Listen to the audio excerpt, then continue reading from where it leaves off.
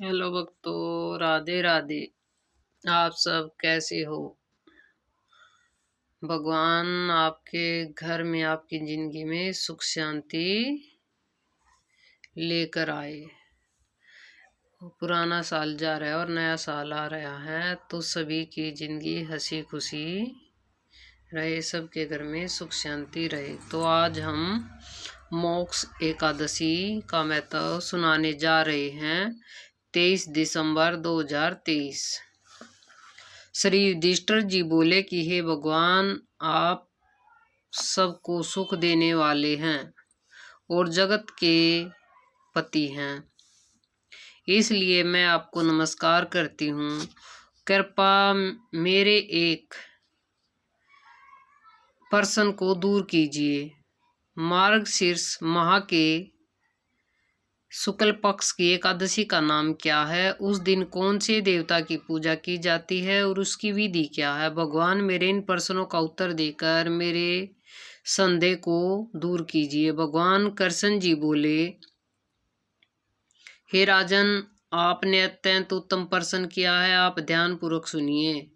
मार्गशीर्ष माह के शुक्ल पक्ष की एकादशी मोक्षदा के नाम से प्रसिद्ध है। इस दिन श्री दामोदर भगवान की पूजा धूप दीप नेदो आदि से भक्ति पूर्वक करनी चाहिए। अब मैं एक पुराणों की कथा कहता हूँ। इस एकादशी के व्रत के प्रभाव से नरक में गए हुए माता पिता पुत्र आदि को स्वर्ग की प्राप्ति होती है। आप ध्यान पूर्वक सुनिए।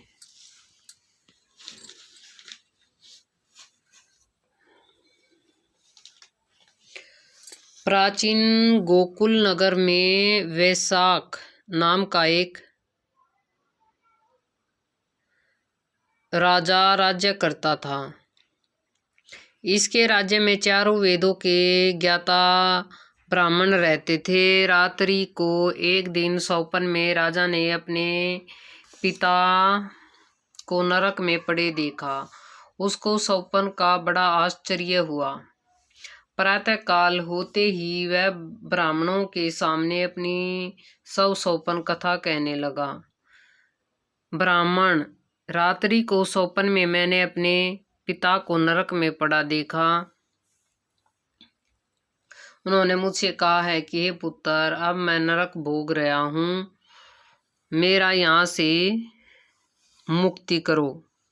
अब मैं क्या करूँ, कहाँ जाऊँ? उस दुख के कारण मेरा शरीर तप रहा है। आप लोग मुझे किसी प्रकार के तप दान आदि को बताएं, जिससे पिताजी को मुक्ति प्राप्त हो।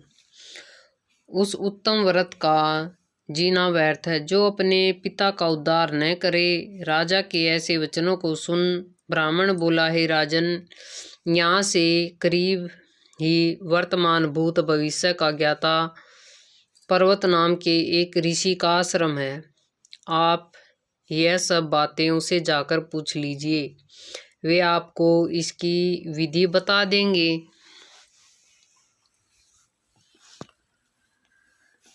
राजा ऐसे सुनकर मुनि के आश्रम पर गया। उस समय चारों वेदों के ज्ञाता पर्वत मुनि दूसरे ब्राह्मण के सामने बैठे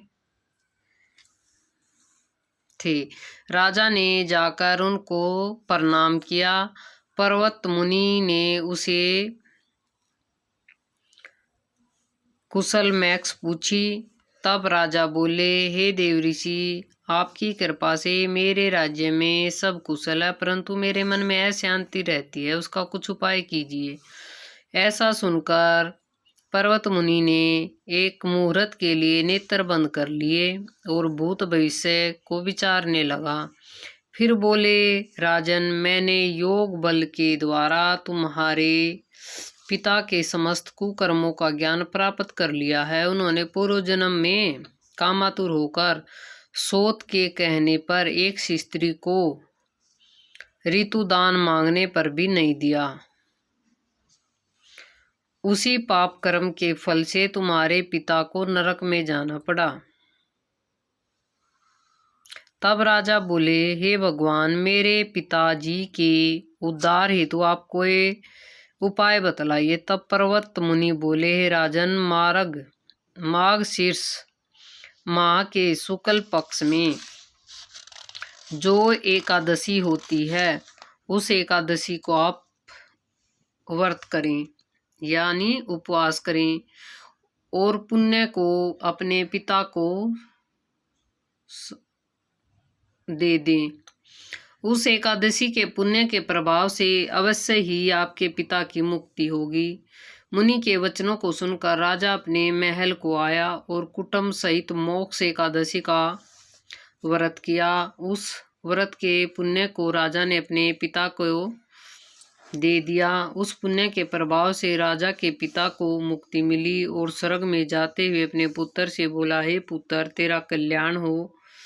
यह कहकर स्वर्ग को चला गया। मार्गशीर्ष माह के शुक्ल पक्ष की मोक्षदा एकादशी का जो व्रत करते हैं उसके समस्त पाप नष्ट हो जाते हैं और अंत में स्वर्गलोक को जाते हैं।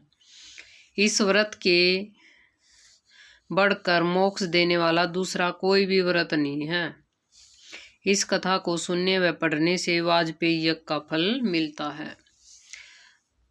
बोलो राधे राधे। ओम नमो भगवते वासुदेवाय नमः। ओम नमो भगवते वासुदेवाय नमः। इस मंत्र का उच्चारण आपने अगर आप व्रत करते हो ना तो ओम नमो भगवते वासुदेवाय नमः इस मंत्र का उच्चारण करते रहना चाहिए और अपने मन को शांत रखना चाहिए। तो राधे राधे। अगली वीडियो में फिर मिलेंगे। तब तक हमारा माधव बोल रहा राधे राधे। प्यारे भक्तों बोलो सभी राधे राधे।